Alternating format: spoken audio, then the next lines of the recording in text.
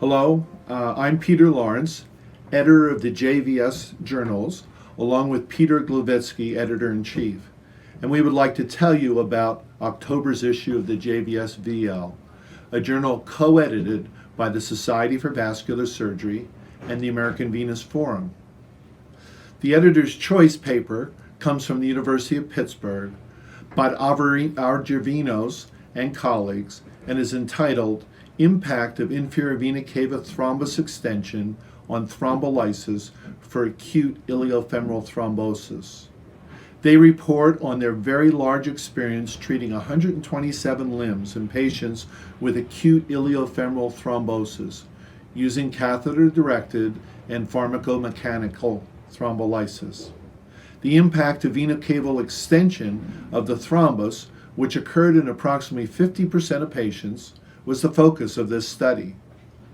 They found that venocaval extension did not reduce the success of lysis, which was 90%, and the 2-year patency was approximately 75%. The only lysis failures were in patients with a previously placed venocaval filter. They also found that incomplete lysis with residual thrombus was associated with an increased incidence of iliofemoral thrombosis and recurrence, and that caval extension of the thrombus was associated with less risk of post-thrombotic syndrome. Another paper by Kirstjens and presented at the American Venous Forum annual meeting is entitled Abdominal and Pubic Collateral Veins as Indicators of Deep Venous Thrombosis and Obstruction.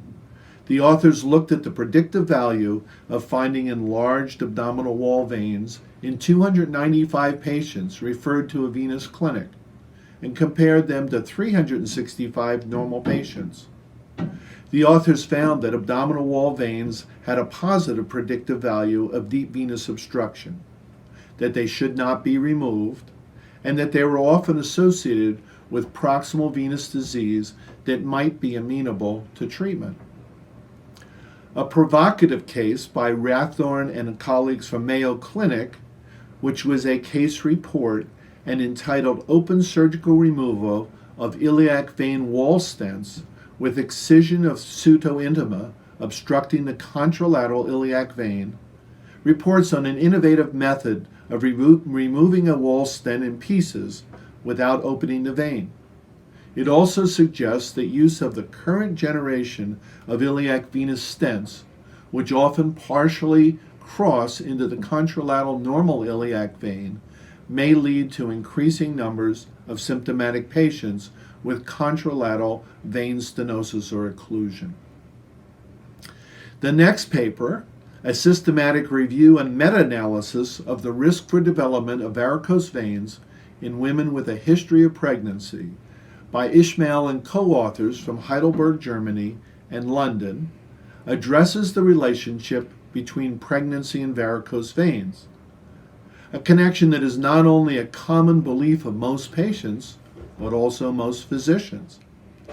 Using a systematic review methodology, they found 9 databases that entered over 17,000 patients and found an odds ratio of 1.8% that pregnant women develop varicose veins more frequently.